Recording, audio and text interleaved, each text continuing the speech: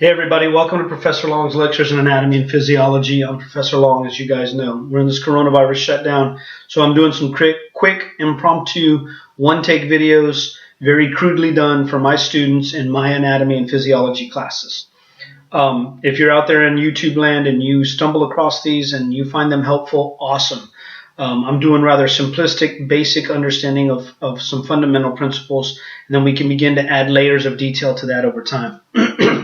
This lecture is intended for my AMP1 students, my Biology 2401 or Human AMP1 students.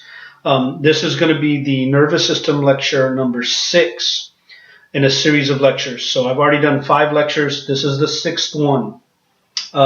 We've covered the flow chart of the nervous system, CNS, PNS, afferent, efferent, somatic, autonomic, all that stuff, sympathetic, parasympathetic. You have to know that. You have to know what sympathetic and parasympathetic affect. For sure. We've covered the shapes and morphology of neurons. We've covered ion channels and how we establish resting membrane potential and graded potentials, how we can mess with that. We've done action potentials. And the last video we did the summation of action potentials, spatial and temporal summation, and we talked a little bit about action potential propagation, action potential velocity myelination.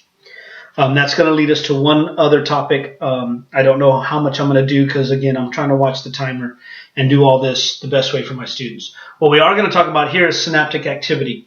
We've talked about synaptic activity a great deal when we did the neuromuscular junction. So let's say we're at the end of an axon here, and at the end of an axon, I have a branch called a telodendron. I'm going to draw a couple of these because one axon will branch into many telodendria. Okay, actually, I'm just going to draw one big telodendron. But if you know the shapes of neurons, then you know that I have all these dendrites coming into the soma, a massively branched dendritic tree with other neurons synapsing on here. We have the axon hillock and the axon. The axon will branch into many, many telodendria at one connection, at one synapse, with either a muscle cell at a neuromuscular junction or another neuron at a neuroneuronal junction. Neurotransmitter can be released from here. It'll cross the synaptic cleft and have some effect on the next neuron, which will then have an effect on another neuron, and so on and so forth. This is how our nervous system carries information from point A to point B. It's a series of electrical and chemical and electrical and chemical events. At every synapse, we release a neurotransmitter. There are receptors and there are enzymes to break it down. We're going to focus in on one of these synaptic knobs and at one synaptic cleft. Okay, so follow along here. Again, I'm doing all this stuff at home. I got kids. I got a puppy dog. I got a lot of stuff making noise in the background. So just bear with me. Okay, give me just a second.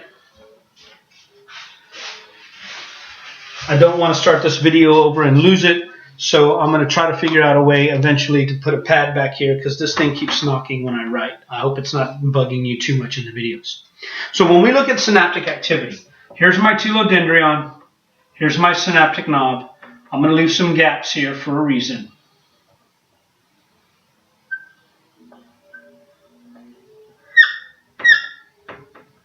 As an action potential arrives, there's a voltage called an action potential. We've studied that. That's flowing down this axon. And it hits these spots. And the action potential travels down the axon and runs through the synaptic membrane or through the cell membrane. In these areas, I have voltage-gated calcium channels that are forced to open with changes in voltage. And calcium ions, because there's a higher concentration of calcium outside the cell than inside, calcium would come rushing into the neuron through the laws of diffusion. Usually when we're indicating this stuff, the dashed lines indicate diffusion. But all of these, these calcium ions are going to come flowing in here due to the laws of diffusion. As you know, the synaptic knob is filled with thousands and thousands and thousands of these little bubbles of membrane called synaptic vesicles. I don't have the ability to draw the high number of them. I'm going to draw a few here. I'm not even going to take the time to fill all of them with neurotransmitter, but suffice it to say that there's some chemical in these synaptic vesicles And all of this chemical in these synaptic vesicles can be released from these vesicles into a gap or space. And mind you, one vesicle can hold thousands of these molecules. There's a lot of these. The drawings are just representations. They don't show you the true number or scale size of things. It's just to get you the idea. Okay. So as these calcium ions rush in, it causes proteins in the membranes of these vesicles to fuse with little docking proteins in the membrane of the synaptic knob. And as lipids fuse with lipids, they can fuse together and open up, allowing the neurotransmitter to be released. On the next neuron, there's an area where I will have all these receptors. And usually, the receptors are either associated with or connected to another ion channel, a chemically gated ion channel, or in some instances, the ion channel itself has a little spot where the neurotransmitter can dock and open the channel. The neurotransmitter binds here, this channel opens. So some integral membrane proteins are ion channels and receptors. Some integral membrane proteins in the postsynaptic membrane here are ion channels connected to a receptor, and if the neurotransmitter binds, it will open it. Either way, when the neurotransmitter makes it across this synaptic cleft, this is going to be my presynaptic neuron and the presynaptic membrane. Since this gap is the synaptic cleft, remember a cleft is a gap, then this would be called my postsynaptic membrane or postsynaptic neuron. We're going to use this term presynaptic and postsynaptic a lot. The postsynaptic membrane has many membrane channels or ion channels in its membrane. Some of them are chemically gated. When the neurotransmitter, and you guys should know the definition of a neurotransmitter. If you don't, you need to relearn it, okay, or learn it for the first time. A neurotransmitter is any substance that transmits a message from a neuron to another cell, either a muscle cell at a neuromuscular junction or another neuron at a neuroneuronal junction. So a neurotransmitter is just this chemical that's going to communicate a message from this neuron to that cell. Now, if this were another neuron, let's say some of these are potassium channels, some of these are sodium channels. The effect that's going to happen at this channel is going to be dependent upon which the neurotransmitter that binds to which receptor. Now, something I want to get across to you.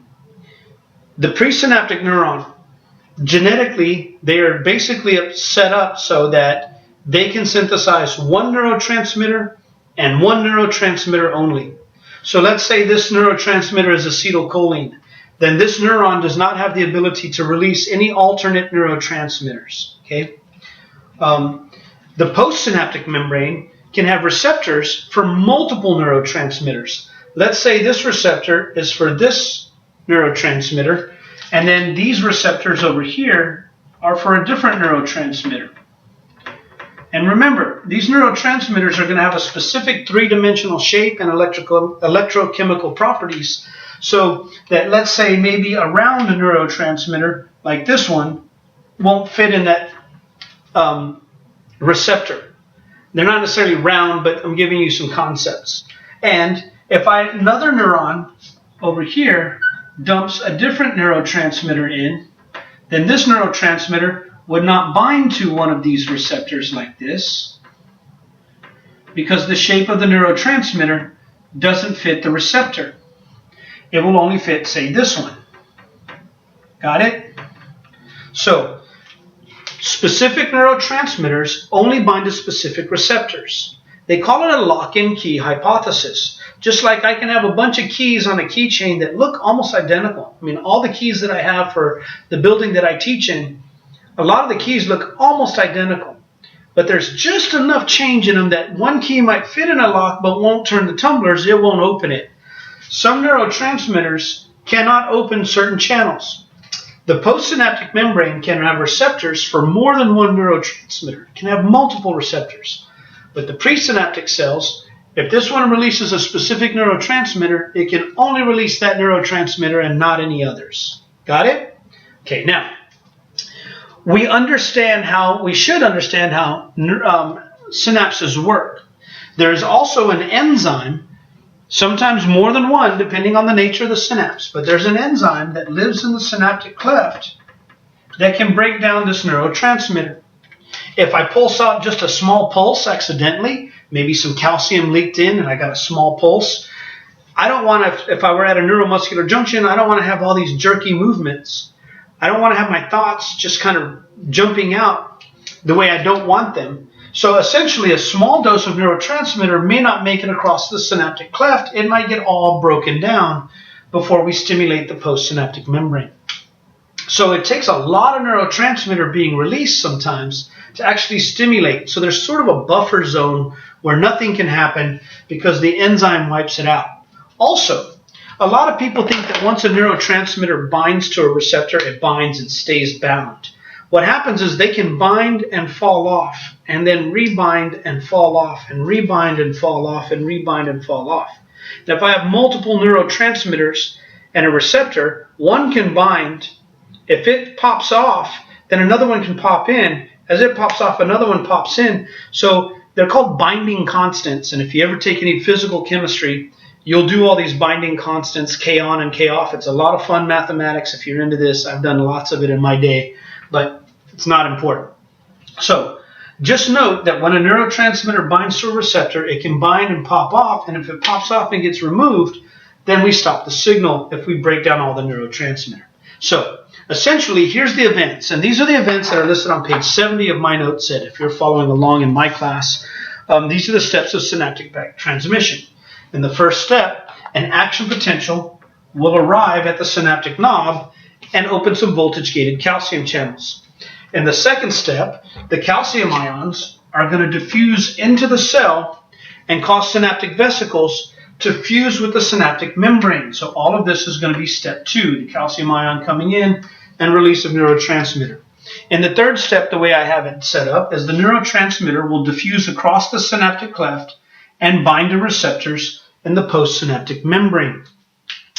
And that will stimulate or alter the resting membrane potential. Now, if this is an excitatory neurotransmitter, this cell would depolarize, moving towards threshold. It'd have an EPSP. If I release this neurotransmitter, let's say it opens potassium channels, the postsynaptic membrane would hyperpolarize, moving away from threshold or be inhibited. So what happens at the synapse depends on which neurotransmitter is binding to which receptors, opening sodium or potassium channels. Nonetheless, in the third step, the neurotransmitter is going to travel across the synaptic cleft and open ion channels and alter the resting membrane potential.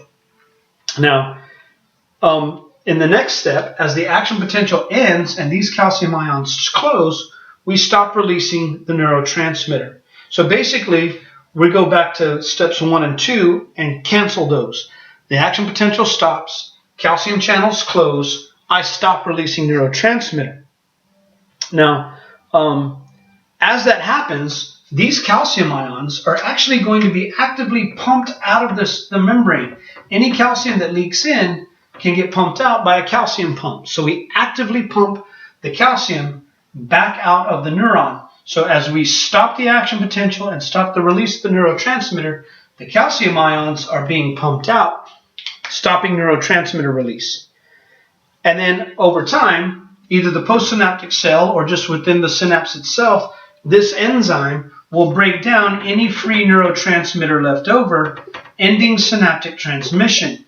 Once all the neurotransmitter is broken down, I can't stimulate the postsynaptic membrane. If this last molecule pops off and it gets digested by an enzyme, that ends the synaptic transmission. So those are the 5 steps. I kind of try to do it in 5 steps. Action potential opens calcium ion channels. Calcium ions enter the cell and cause neurotransmitter to be released. The neurotransmitter will cross the synaptic cleft and alter the resting membrane potential of the postsynaptic neuron. When the action potential ends, the calcium pumps begin pumping the calcium out, ending neurotransmitter release from additional vesicles. And then the enzyme in the cleft will digest all of the neurotransmitter. Now, I've said this a number of times in previous lectures. I'll say it again. Once you understand one synapse, how it works, you understand how all synapses work. All you need to know is what is the name of the neurotransmitter, what is the name of the enzyme, what are the name of the receptors, and does that receptor open chemically gated sodium channels and cause an EPSP, or does it open chemically gated potassium channels and cause an IPSP, inhibit this neuron? Okay, so in my class, I'm going to give you some basic generalities, okay, of several neurotransmitters, and I'm going to talk a little bit about some drugs that can affect the synapse. So there's a table in my note set, and I need to alter this and update it, but nonetheless, the first one on the list is acetylcholine. Now, acetylcholine, when we use this term ergic, it comes from the word ergo. Ergo in Latin can mean therefore, or it kind of means like there goes. So if I say ergo Sydney, that means my friend Sydney is going, right? So when we use the term ergic, it comes from ergo. So if I tell you that a synapse is a cholinergic synapse, that means it uses the neurotransmitter acetylcholine and a couple of variations. Some of these neurotransmitters, they have some sort of cousins that are very, very similar in their three-dimensional shape. But in a cholinergic synapse, if I told you this synapse is cholinergic, that means we know we're releasing acetylcholine here. That means I know this enzyme is called acetylcholinesterase. We've covered that with the neuromuscular junction. What you need to know is that acetylcholine can be excitatory on some cells. Acetylcholine, when I put a plus, that's going to mean excitatory. It is excitatory at a neuromuscular junction on skeletal muscle. So if this were a skeletal muscle cell, acetylcholine would open sodium channels, causing the skeletal muscle cell to depolarize, fire at action potential, and contract.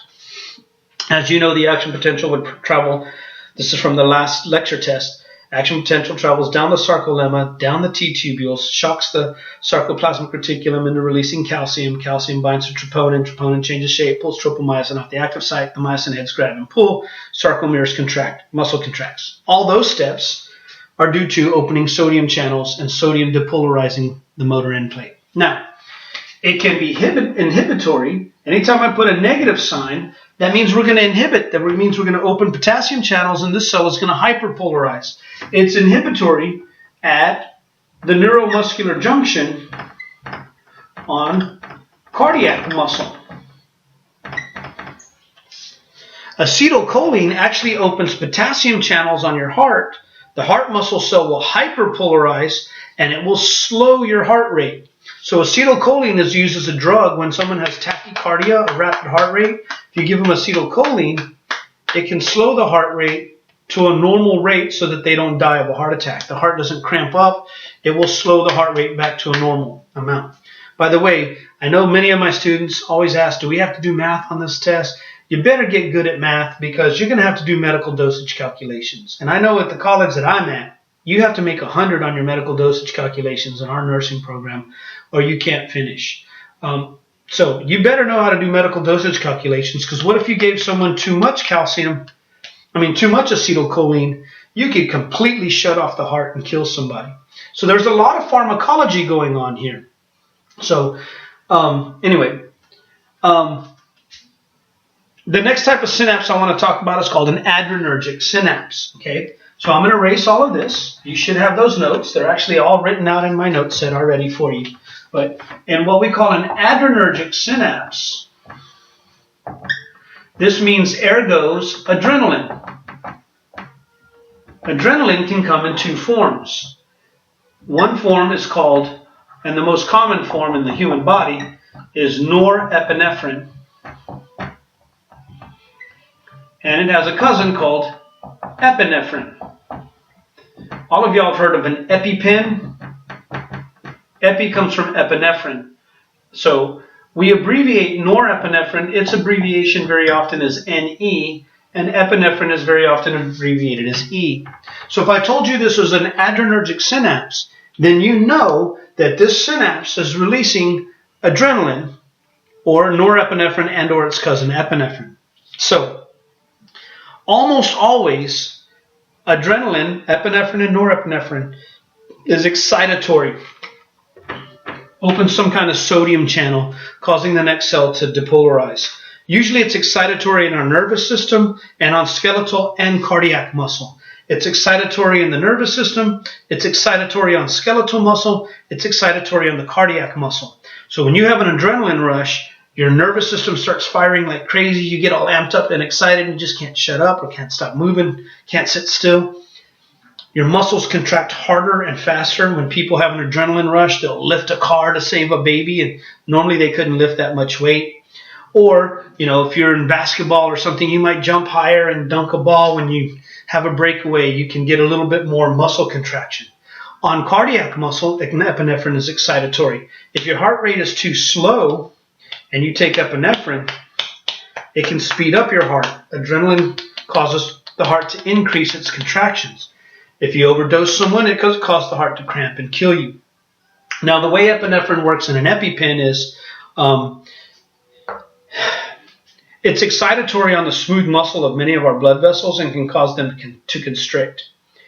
Let's say someone goes into what's called anaphylactic shock. You're allergic to peanuts, or you get a bee sting and you're allergic to the bee venom. In anaphylactic shock, you get what's called systemic vasodilation. All your blood vessels dilate and get very big. If all the blood vessels dilate, then the total systemic blood pressure drops and blood slows its flow. If you don't get enough blood flow to your brain and your heart, they're not getting enough oxygen and glucose to keep firing and functioning, and then you can start to get lightheaded and pass out. And if your heart stops, you can die. The EpiPen, the epinephrine, if you inject it in somebody who is susceptible to anaphylactic shock, they carry an EpiPen. That epinephrine will cause vasoconstriction, and as those vessels constrict, it raises systemic blood pressure and saves you or prevents you from dying of anaphylactic shock. So it's excitatory on smooth cardiac and skeletal muscle. It's excitatory in the nervous system. Adrenaline is almost always excitatory. There are actually a couple of areas where it can be inhibitory. We're going to talk about, one day we might talk about beta and alpha receptors and how they respond, because there's different receptors to adrenaline. But we're not going to talk about that now. Okay? So now, another type of neurotransmitter. If I tell you that this synapse is dopaminergic, that means it uses dopamine.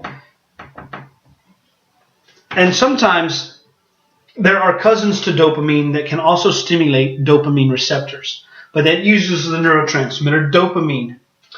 Dopamine has several cousins, by the way. One is called 5-HT, which stands for 5-hydroxytryptamine. If you notice, it has an amine group on it. An amine group is an NH2 attached to something else. It's a nitrogen-based compound. 5-hydroxytryptamine, many of y'all have heard of serotonin probably if you've taken a psychology class and done some of this. There's another dopaminergic synapse called GABA. GABA stands for gamma amino butyric acid. So tryptamine is an amino acid, and 5-hydroxytryptamine just means we put a hydroxyl group on the number 5 carbon. There's some organic chemistry lingo there so that you could figure out, but all of these are considered to be monoamines. They all have a single amine. So they belong to a class of compounds called monoamines, meaning they have a single amino group on them. GABA has an amino group attached to the gamma carbon. So we call it gamma amino. The carbons can be labeled alpha, beta, gamma, alpha, beta, delta, gamma, all that. So the gamma carbon has an amino group, and the molecule that it's on is called butyric acid or butyrate, which is a 4-carbon compound. These are small molecules that all have a single amine. They all work very similarly in the sense that many of them are inhibitory in our motor system. So before I get too far into this, let's say I have a motor neuron that wants to fire on a muscle cell and make it contract. And there's another neuron somewhere up in the brain that wants to tell it to fire. Well, I have other neurons that release dopamine here. Dopamine sometimes is abbreviated as DA. Dopamine can inhibit this motor neuron so that this neuron does not fire, so that my muscles stay relaxed and I stay still.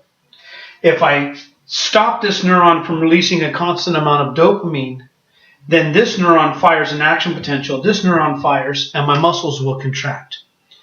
So dopamine can be inhibitory on our motor system. When we damage the dopamine neurons, you see people start to get involuntary muscle contractions, like in Parkinson's disease. You see the head shaking or the shaking of the limbs. So those are indications that there may be problems with the dopaminergic system at the dopamine synapses in the brain. So dopamine is inhibitory on the motor system, okay? But it's not exactly at the motor neuron in the synapse here. It's higher up in the system, inhibiting those lower motor neurons from firing. When you damage the dopaminergic system, you get involuntary muscle contractions, okay?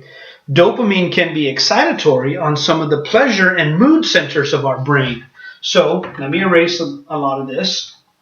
In the mood centers, so let's say in the human brain, I have some areas in here that are associated with our mood. As long as I have a constant release of neurotransmitter, so essentially these neurons are going to release a constant amount of neurotransmitter and are constantly firing at a baseline, then your mood stays rather steady. If I get something exciting happening in my brain, something stimulates these neurons to begin flooding the synapse with extra dopamine, then I'm going to get extra stimulation. My mood becomes elevated. I get happy and excited, and I'm all woohoo, you know, like if you make an A on a test, you get a dopamine rush. Or if you score a basket or you win something on a video game, this is getting involved in the dopaminergic system, the reward systems in our brain. We get rewarded when activities work out. We get excited. Okay, then I go back to baseline when the event goes away. I go back to my normal mood, constant release of neurotransmitter.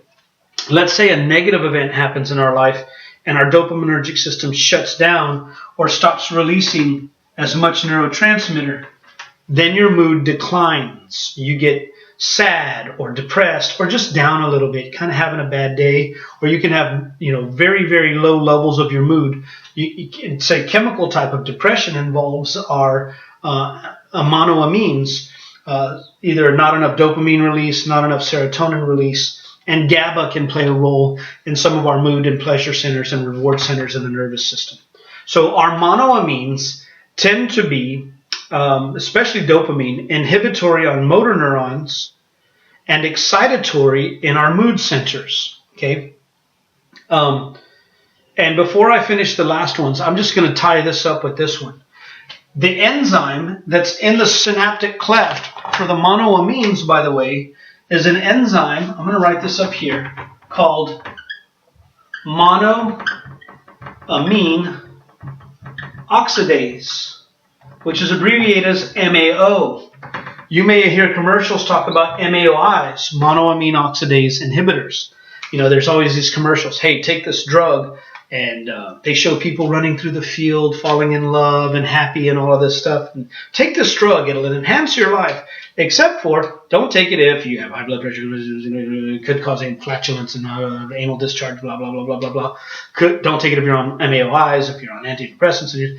They sneak all this stuff in. When they talk about MAOIs, that's a certain class of drugs that inhibit monoamine oxidase. So let me just give you a basic understanding of it. The chemistry is a little different, but not too much. So let's go back to our mood center in our brain. I have a constant release of a certain amount of neurotransmitter so that my mood is rather steady and stable. In some individuals, for some reason, it can be due to life events, it could be due to the way that you're genetically programmed and you're wired, you don't release enough monoamine oxidase, and so your mood stays low and you're somewhat depressed. It's a type of clinical depression, a chemical depression.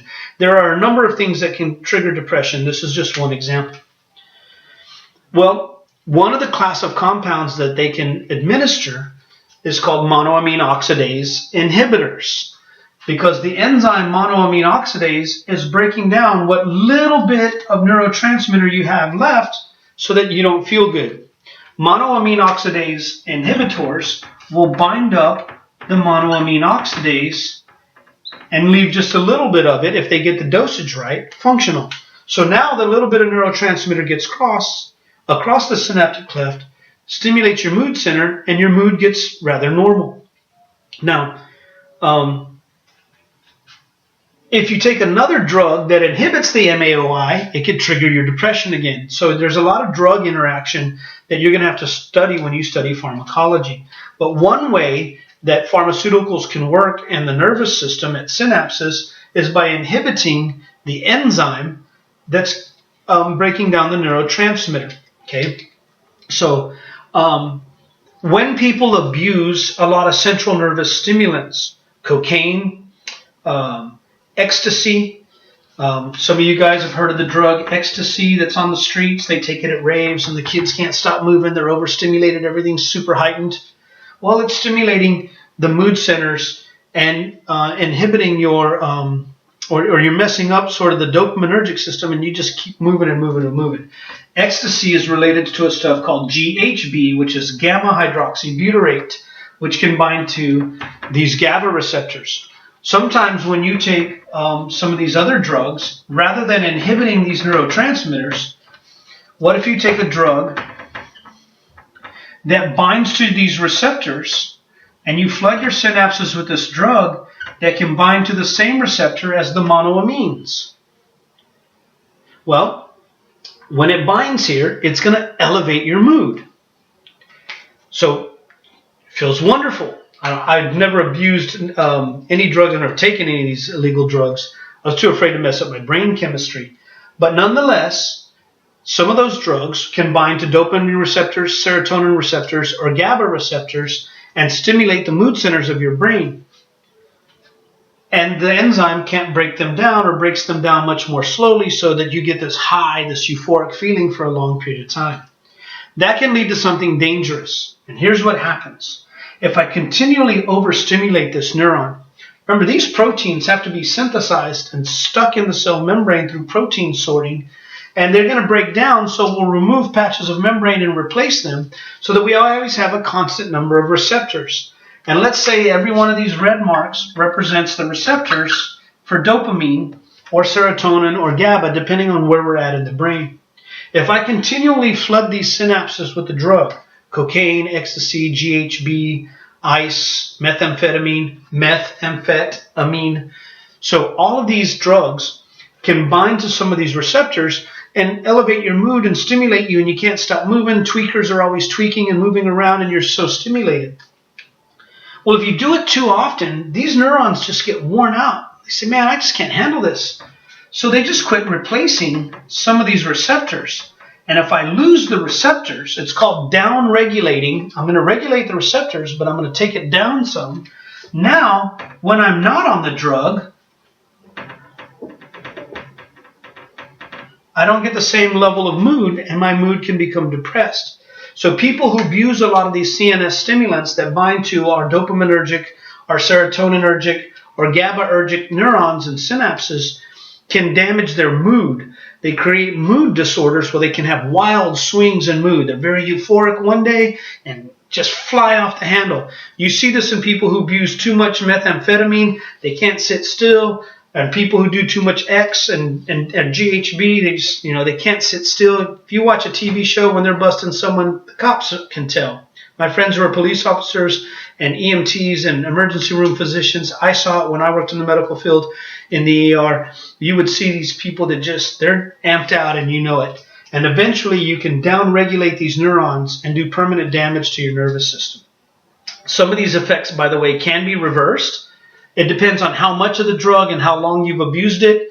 And it also depends on your genetic ability to replace the the receptors. Over time, if you quit taking the drug, sometimes your body will put the receptors back. I should use the red one. Will start to restore these receptors back to normal levels. Sometimes the damage is permanent. And it depends on how much of the drug, how long you've used it, and how badly you've damaged your nervous system.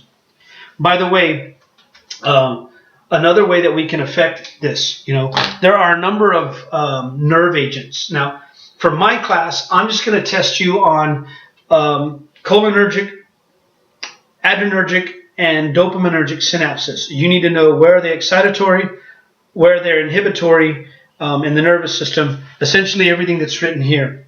Endorphins, by the way, are compounds that are inhibitory for pain. You get the term from morphine, as a very powerful, similar to heroin, a very powerful pain inhibitor. So endorphins are neurotransmitters that can be released in our body that can inhibit pain, like if you get your arm ripped off and you don't feel it. And enkephalins are what we sometimes call the feel-bad molecules. I'm not going to go into any detail, but when we release a lot of enkephalins, we tend not to feel real good, like when you have the flu and you just feel like crud all over.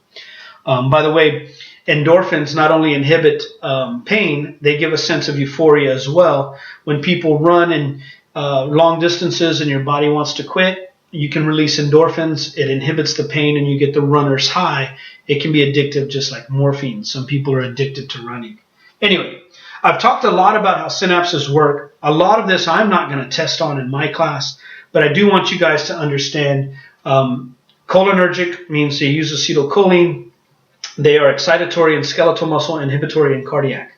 Adrenergic synapses are almost always excitatory, at least for now, until I tell you otherwise. They're excitatory at skeletal muscle and cardiac muscle and smooth muscle. They can cause constriction of blood vessels, and they're excitatory in the nervous system. Get you all woohoo, thinking like 90 miles an hour.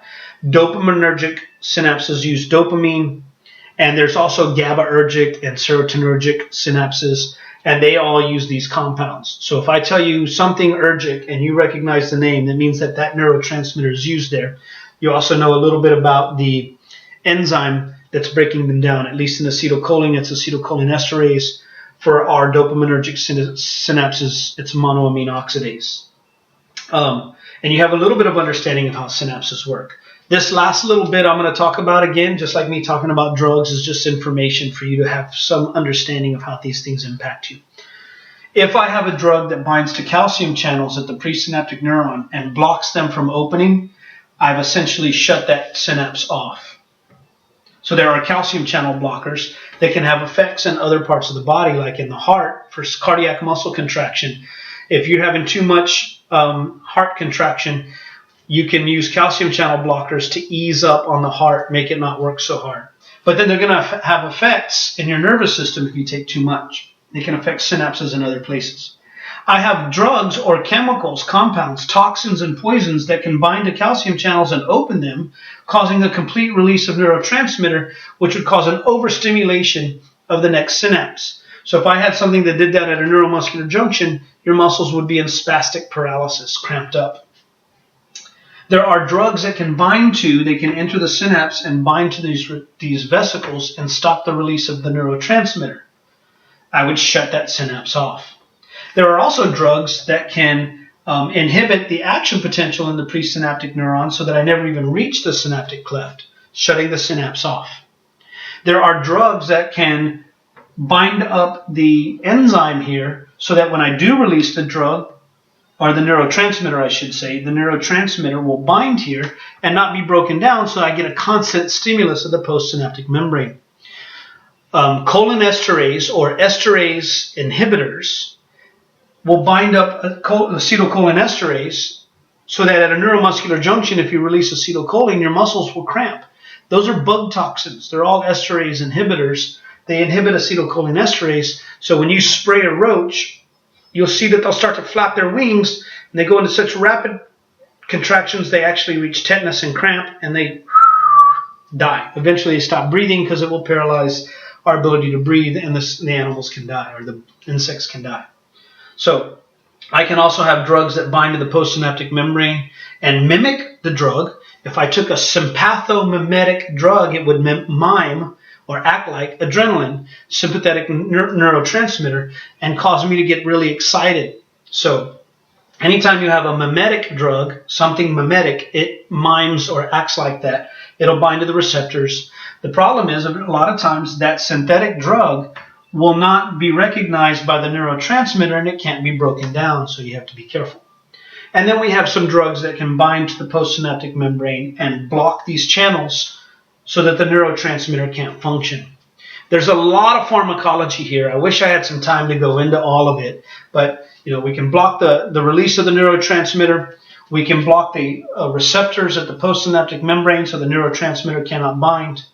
I can bind to the postsynaptic membrane receptors and stimulate this cell, mimicking the neurotransmitter, and the enzyme has a hard time breaking it down. I can also inhibit the enzyme so that when I do release a little bit of the neurotransmitter, it actually gets across. For people on MAOIs, by the way, sometimes they give you a dosage. They're kind of guessing what your body chemistry is based on some factors, and they tell you to take it for a few weeks and then come back, and they want to see how it's affecting you. They may have to adjust the dosages until they get it just right for your biochemistry. So there's a lot more going on to medicine. It's just as much an art as it is a science. So I've talked a lot about a very small part of my note set on page 70, but I hope this gives you some understanding of synapses and how they work, and some neurotransmitters, how they work, and how pharmaceuticals and neurologic agents can affect the synapse. Anyway, hope you learned something. Hope you had as much fun as I did. I'm going to stop this video here, and we'll get on to video number 7 in just a little bit. Thanks for watching. Hope you learned something. Hope you had as much fun as I did.